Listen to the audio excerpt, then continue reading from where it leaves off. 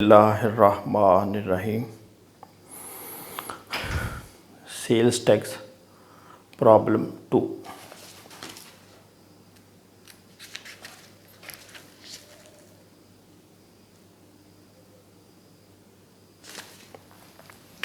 आइए स्टार्ट करते हैं।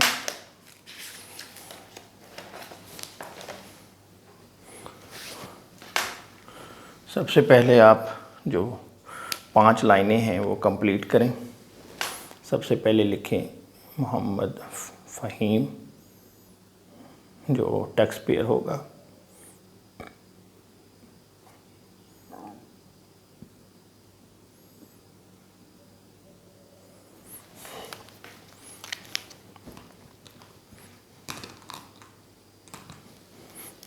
उसके बाद आएगा NTN नंबर, फिर STN नंबर, उसके बाद मंथ आएगा जिस महीने की रिटर्न आप फाइल कराएंगे, और सेल टैक्स की जो रिटर्न है ये हर महीने फाइल होती है फॉर द मंथ ऑफ अगस्त 2021। इसके बाद क्वेश्चन की रिक्वायरमेंट है, वो है compute the sale tax liability, computation of sale tax payable. ये 5 लाइनें आपने कंप्लीट कर लेनी है। पहले आगे बढ़ते हैं।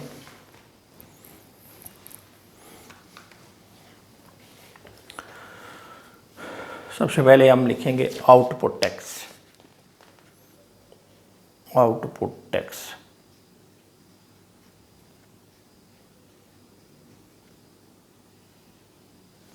इसकी आप ऐसे करें कि साइड पे वर्किंग कर लें।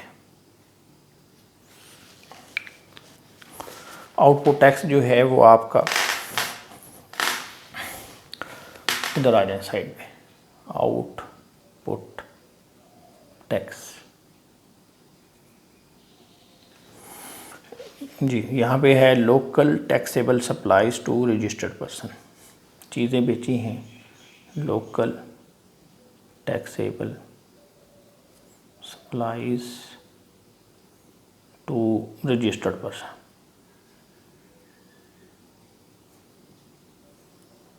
यह है 46 लाख रुपए की, और 17% इसके ऊपर टैक्स लगेगा।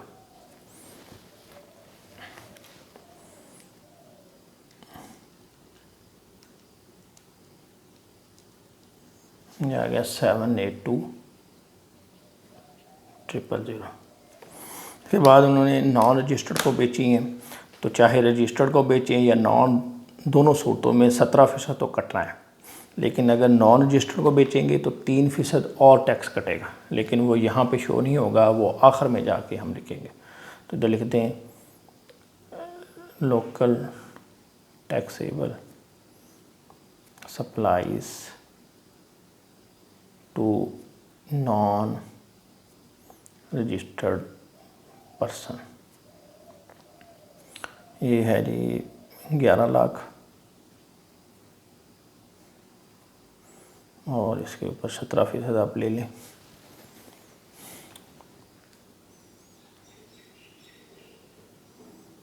मल्टीप्लाइड बाय 17%, तो ये आ गया 187,000। आगे है एग्जाम्प्ट सप्लाईज। एग्जाम्प्ट सप्लाईज के ऊपर टैक्स एप्लीकेबल नहीं है,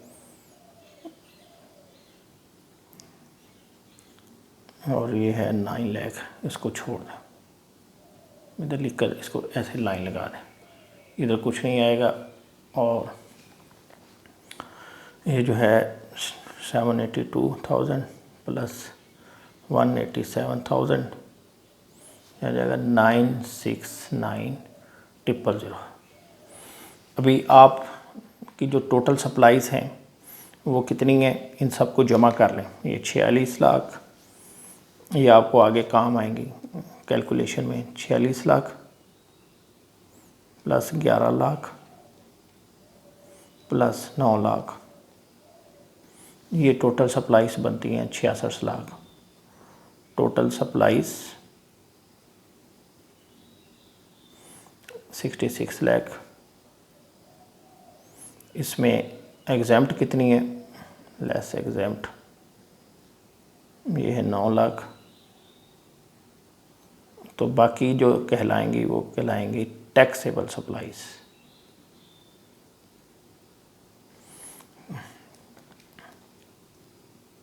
ये 57 लाख, 57 लाख। आपको 57 लाख की जो सप्लाईज हैं इसके ऊपर आपने इतना टैक्स काटा। टोटल सप्लाईज है 66 और इसमें से एग्जैम्प्ट हमने निकाल दी तो पीछे बची टैक्सेबल, इसके ऊपर आपने इतना टैक्स काटा है। तो आप इसको इधर लिख सकते हैं आउटपुट टैक्स, ये 969,000। और ये फिगर आपने याद रखनी है 66 और 57। अब हम करते हैं, इधर लिखेंगे लेस इनपुट टैक्स।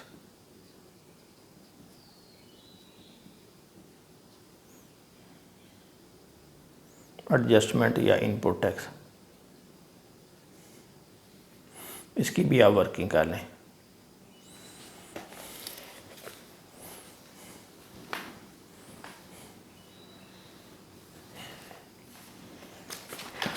ये हम नेक्स्ट पेज पे आते हैं।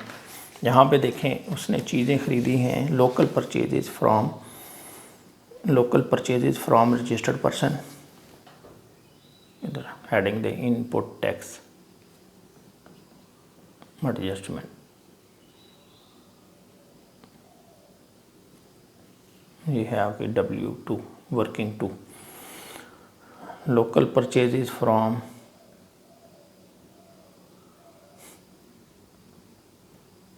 रजिस्टर्ड पर्सन, ये है 14 लाख। इसके ऊपर आप 17% निकाल लें। ये वो है जो आपने ख़ुद पे किया, जब आपने चीज़ें ख़रीदी वो थी, जब चीज़ें आपने बेची उसके ऊपर टैक्स काटा।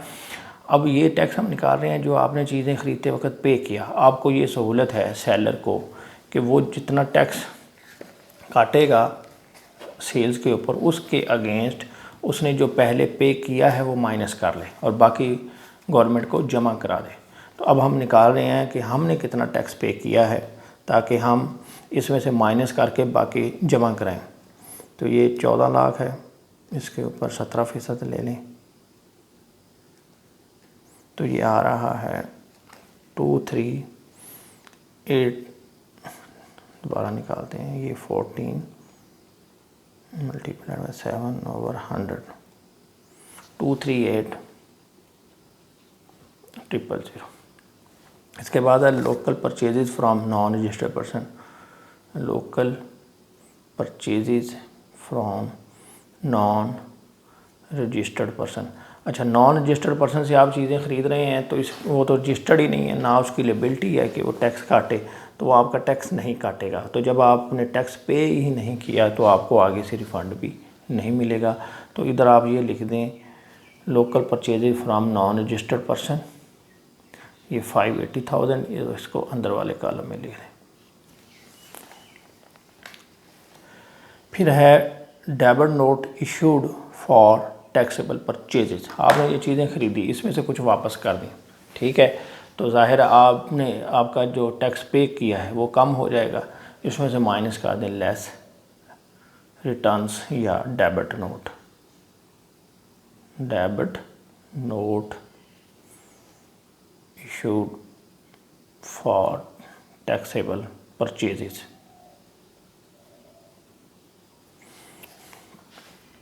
ये वापस करते तो फिर तो इशू नहीं था, क्योंकि आपने टैक्स पे ही नहीं किया तो आपको वापस कहाँ से मिलेगा। जिससे चीज़ें ख़रीदी हैं आपने टैक्स पे किया, तो ये आपने ये वाला जो है टैक्सेबल परचेजेज वापस किए हैं, इसके ऊपर आपने टैक्स पे किया। अब जब आप चीज़ें वापस करेंगे तो आपको टैक्स भी वापस मिलेगा।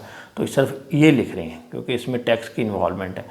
ये चीज़ें वापस होती हैं तो इसमें टैक्स की इन्वॉल्वमेंट नहीं थी, एग्जैम्प्ट थी, तो इसको नहीं लिखते। तो debit note issued for taxable purchases कितनी है, ये 350,000। Multiplied by 17%। अगर आप चीज़ें ख़रीदते हैं नॉन रजिस्टर्ड पर्सन से तो इसमें क्या करते हैं आप 5% जो है विद होल्डिंग टैक्स भी रखते हैं, जैसा कि आपने पिछले सवाल में भी किया क्वेश्चन 1 में, प्रॉब्लम 1 में, कि जब आप चीज़ें ख़रीदेंगे नॉन रजिस्टर्ड पर्सन से तो टैक्स उसने आपका नहीं काटना, लेकिन आपने उसको पेमेंट करते वक्त 5% विद होल्डिंग टैक्स लेना है उससे। और वो कंडीशन है विद होल्डिंग एजेंट की सूरत में, विद होल्डिंग एजेंट। तो विद होल्डिंग एजेंट जो है ये इंडिविजुअल नहीं होता, फर्म या कंपनी होती है, सिर्फ फर्म या कंपनी की सूरत में, या ऑर्गेनाइजेशन कह लें कि जो इदारे हैं वो विद होल्डिंग एजेंट होते हैं, इंडिविजुअल विद होल्डिंग एजेंट नहीं होता। तो क्या करना है इस केस में, यानी इस सवाल में आपने चीज़ें ख़रीदी हैं इंडिविजुअल से, तो यहाँ पे विद होल्डिंग टैक्स एप्लीकेबल नहीं होगा। ये आपको मैं दिखा देता हूँ। यहाँ पे देखें नाम आ रहा है मोहम्मद फ़हीम, एक आदमी का नाम आ रहा है, ठीक है, इसके साथ कोई प्राइवेट लिमिटेड या फर्म का तज़किरा नहीं है। इधर देखें क्वेश्चन 1 में हमने विद होल्डिंग टैक्स काटा था तो वहाँ पे ये लिखा हुआ था प्राइवेट लिमिटेड। इससे आपको पता चलेगा कि इस सवाल में आपने विद होल्डिंग टैक्स काटना है या नहीं काटना। अगर आप विद होल्डिंग एजेंट हैं तो काटेंगे, वरना नहीं। In case of purchases from non registered person तो यहाँ पे विद होल्डिंग टैक्स अप्लाई नहीं होगा। ये आप ले लें 3,50,000 मल्टीप्लाइड बाई 17/100, तो ये आ गया 59500। ये चीज़ें आपने वापस, ये आपने टैक्स पे किया, तो जब चीज़ें वापस की तो आपको इतना टैक्स वापस मिल गया। ये माइनस कर दें तो इन फैक्ट आपने 95 इतना टैक्स पे किया हुआ है, और ये आपने उनसे मांगना है। लेकिन यहाँ पे एक और प्रॉब्लम है कि आपने ये जो चीज़ें ख़रीदी हैं ये वाली, या ये समझ लें कि ये जो इसमें से वापस करके इसके ऊपर आपने ये टैक्स पे किया, इससे आपने दो चीज़ें बनाई। एक बनाई आपने टैक्सेबल सप्लाईज़ और एक आपने बनाई एग्जैम्प्ट सप्लाईज़। तो जो टैक्सेबल सप्लाईज़ है उसके ऊपर आप सेल टैक्स काटते हैं तो उसके बदले में आपको रिफ़ंड मिलता है। तो जब आपने एग्जैम्प्ट सप्लाईज़ बनाई और बेची, उसके ऊपर आपने टैक्स नहीं काटा, गवर्नमेंट को कुछ नहीं गया, तो आपको उसके ऊपर रिफ़ंड भी नहीं मिलेगा। तो ये जो रिफ़ंड है और कम हो जाएगा। अब कैसे कम होगा, इसको आपने क्या करना है, दो हिस्सों में डिवाइड करना है। अभी पीछे हमने वर्किंग की है, उसका जवाब आया था 66 लाख। ये आपके सामने बुक है, इसमें ये तीनों जमा कर लें, 46, 11 और 9, तो ये बन जाता है 66 लाख। 46 + 11 + 9 66। अब इस 66 लाख में दो चीज़ें शामिल हैं, दो तो टैक्सेबल सप्लाईज़ हैं, यानी 57 जो है ये टैक्सेबल सप्लाईज़ है, और जो 9 है ये आपकी एग्जैम्प्ट सप्लाईज़ है।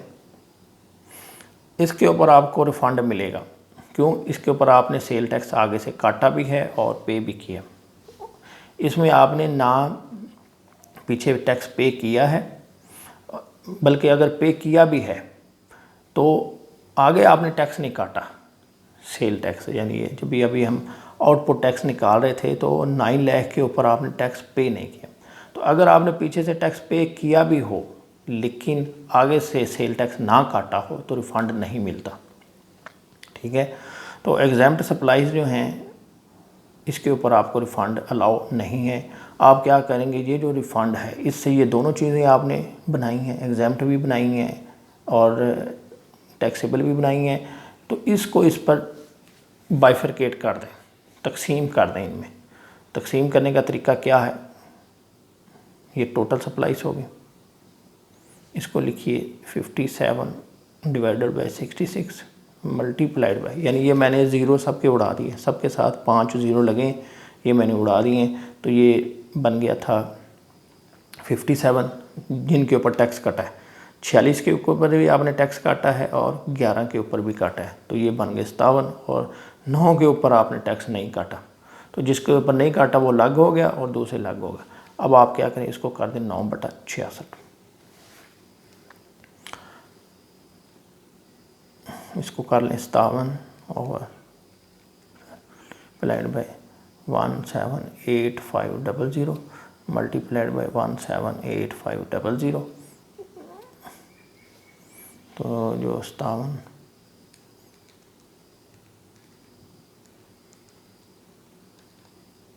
ये आ जाएगा 154160।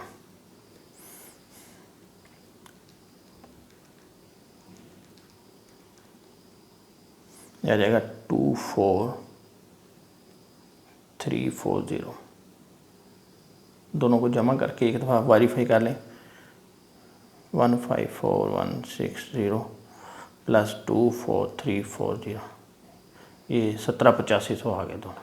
ठीक है, ये आपका ज़ाया हो जाएगा, ये वाला एग्जाम्प्ट वाला, ये आपको वापस मिल जाएगा। अब आपने क्या करना है, इधर ले आना है इनपुट टैक्स एडजस्टमेंट 154160, ये आपका इनपुट टैक्स आ गया।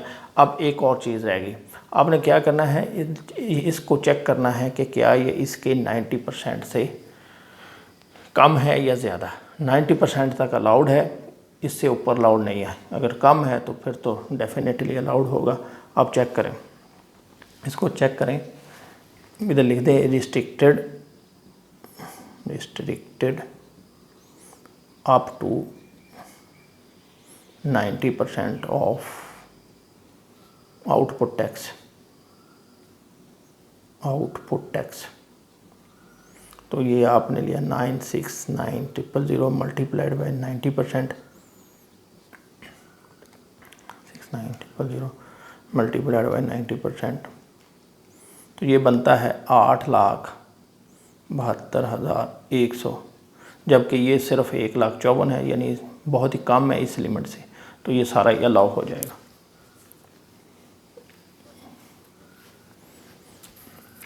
इसमें से माइनस कर दें 969000 माइनस 154160, तो ये आपका टैक्स पेएबल निकल आया 11,814840।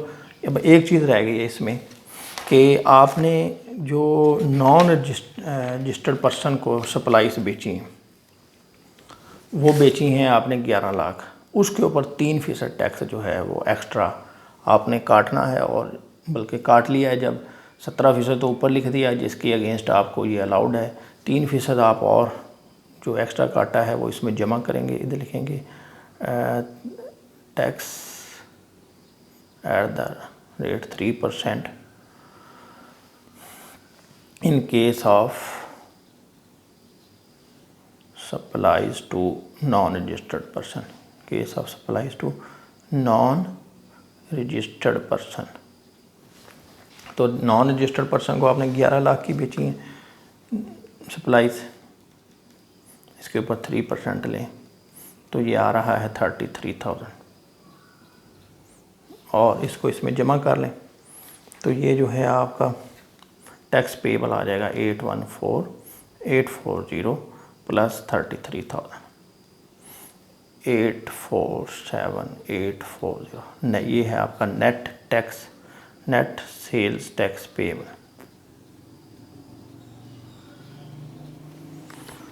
ये 847,840, ये आपका क्वेश्चन 2 सॉल्व हो गया।